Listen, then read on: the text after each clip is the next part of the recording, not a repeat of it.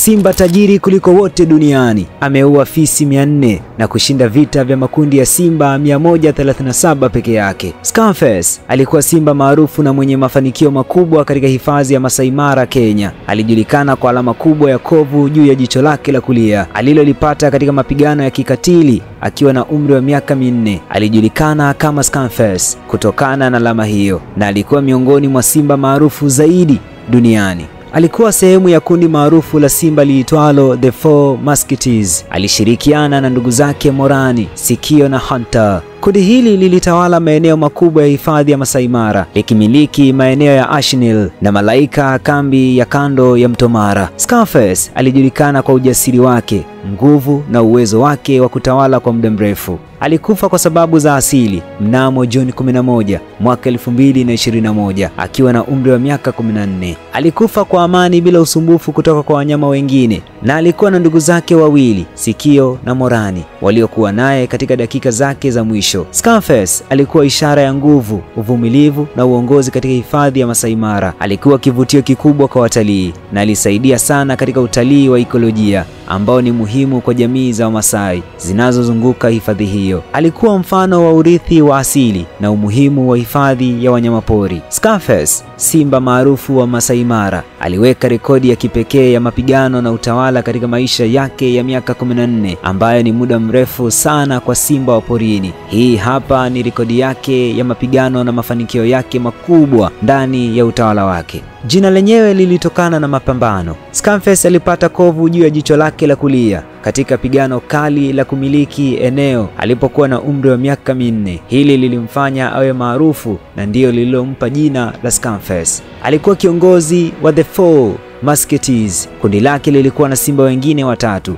Morani, Sikio na Hunter. Walikuwa miongoni mwa vikundi vyenye nguvu zaidi katika historia ya Masai Mara. Walishinda mapambano mengi dhidi ya vikundi vingine vya simba ili kutawala maeneo ya kambi za watalii, Ashnil, Mara Serena na kadhalika, ambayo yana idadi kubwa ya simba jike. Tawala za kiutawala. Scarface na kundi lake waliweza kutawala maeneo yao kwa zaidi ya miaka 6 mfululizo, jambo lisilo la kawaida sana kwa simba wa porini, kwani mapigano ya mara kwa mara huwapokonya maeneo kwa haraka. Alijulikana kwa kutumia mbinu za kisasa na ushirikiano wa karibu na ndugu zake, badala ya kupigana kila mara, kuhakikisha utawala wao hauingiliwi kirahisi. Mapambano ya kujilinda na kuokoa kundi. Alihusika kwenye mapigano makali dhidi ya makundi mengine ya simba dume waliotaka kuchukua maeneo yao. Aliumia mara kadhaa, akapoteza baadhi ya meno, lakini aliendelea kupambana hadi uzee. Mwisho wa mapambano. Miaka ya mwisho ya Scarface ilishuhudia kupungua kwa nguvu na mwili, lakini heshima yake ilibaki hai. Makundi mengine ya simba walikuwa na hofu kumpa changamoto hata alipokuwa dhaifu. Alikufa kwa heshima bila kusumbuliwa au kufukuzwa kwenye eneo lake, kitu ambacho ni nadra sana kwa simba dume. Kwa ujumla, Scarface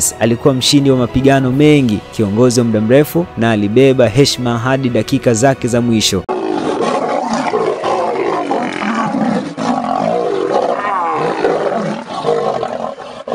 Alikuwa mfalme wa Masai Mara wa kweli. Scarface aliweka rekodi kubwa za kushinda mapambano makali. Alishinda mapambano makali 137 dhidi ya simba wenzake waliotaka kuichukua himaya. Akavipigana vita kwa nguvu na kwa ustadi mkubwa wa kivita. Alikuwa na uwezo wa kuwashinda fisi 400 kwa ustadi na nguvu kubwa alizonazo. Alikuwa mfalme wa nyika kweli. Lakini pia alikuwa simba aliyeshinda vita vingi dhidi ya mamba. Yaani unaambiwa mwamba alikuwa akizama mtoni, akiibuka na mamba kadhaa akiwa ameshakwisha kuwaua. Scarface, jemedari wa vita. Swali ni kwamba, je, Scarface ameacha mrithi? Scarface alionekana kuwa na wana na kizazi kilichoenea katika sehemu mbalimbali za hifadhi ya Masai Mara. Ukweli kuhusu familia ya Scarface. Kama simba dume aliyeishi kwa miaka mingi na kutawala maeneo yenye simba jike wengi, inaaminika kuwa alikuwa baba wa watoto wengi, ingawa haijathibitishwa kwa majina au kwa vizazi maalum. Baadhi ya simba vijana waliokuja baada yake kuonekana kuwa na muonekano unaofanana naye,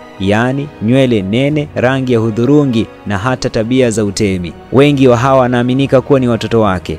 japo hakuna vipimo vya DNA kuthibitisha moja kwa moja. Kwa sababu Scarface alitawala kwa miaka mingi, kuna uwezekano mkubwa kwamba kizazi chake kinaendelea kutawala baadhi ya maeneo ya Mara. Baada ya kifo chake mwaka 2021, ndugu zake waliosalia, Morani na Sikio, waliendelea kuishi, lakini kwa muda mfupi tu kabla ya kupotea. Kundi la Four Musketeers liligawanyika na makundi mapya ya simba vijana yalianza kuchukua maeneo yale. Hadi sasa hakuna simba mwingine aliyeweza kufikia hadhi ya umaarufu na heshima kama ya Scarface. Hata hivyo, baadhi ya simba vijana kama Olobo au Chongo wanaonekana Mara, wanafuatiliwa kwa ukaribu kama vizazi vya wafalme wa zamani. Funzo ni nini hapa ambalo tumelipata kupitia simba huyu aliyekuwa na nguvu na mbabe kwelikweli? Kwanza, hata uwe na mbavu kiasi gani, uwe mbabe kiasi gani, tambua ya kwamba kifo kipo, utakufa tu. Tujiandae na kifo na maisha baada ya kifo. Kila nafsi itaonja umauti, tujiandae na akhira yetu. Waswahili wanasema hakuna marefu yasiyo na ncha na hakuna lenye mwanzo likakosa mwisho, na mwisho wa kuishi ni kifo.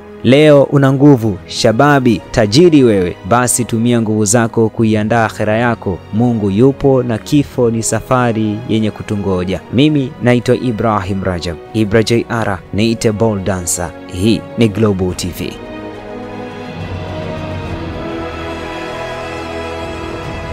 Mimi naitwa Juma, mmiliki wa magari ya usafirishaji wa mizigo na abiria.